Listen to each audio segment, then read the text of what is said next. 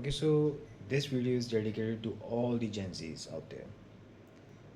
हमें हमेशा से लगा और हमारे से आगे वाली जनरेशन को ये लगता है कि जितनी भी Gen Z है वो गेंडू जनरेशन है, ये ऐसा कहा जाता है.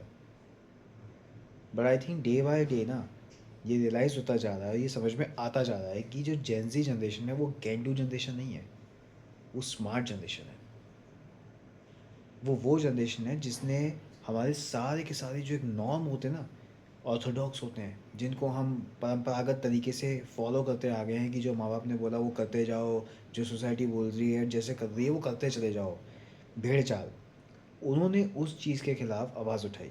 उन्होंने बोला, उन्होंने एक्सेप्ट करने से मना कर दिया ये सारे नॉर्म्स कि आप जो ये चीज़ें इतने हज़ार 100 सालों से चलाते आ रहे हो, हम नहीं मानते ये चीज़ें.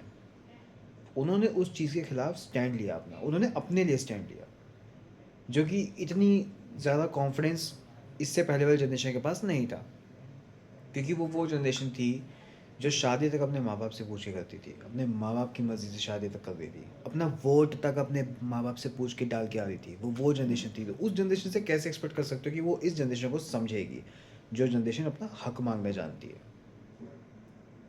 जो जेनजी जनरेशन है वो गैंडो जनरेशन नहीं है भाई, वो अवेकन सोल है. उन्हें समझ में आ गया है कि जिस मैट्रिक्स में हम लोग फंसे हुए थे ना अब तक, वो उससे स्केप करने की कोशिश कर रहे हैं. अपना स्टैंड लेना जानते हैं वो लोग लाइफ में, अपने लिए आवाज़ उठाना जानते हैं. डरपोक ही बिल्ली की तरह नहीं है वो लोग कि जो जैसा चलाएगा वैसा वो चलते चले जाएंगे बिना अपना दिमाग लगाए कि यार ये तो मेरा बेवकूफ़ बना रहा है. इसीलिए हम लोग उनसे चलते हैं.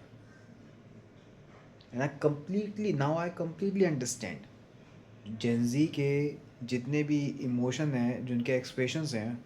नाउ आई कैन कम्प्लीटली, जैसे कहते हैं ना कि आई कैन अंडरस्टैंड दैट कि वो सही है बिल्कुल अपनी जगह. Now it's time to break the chain. Now it's actually time to break the change.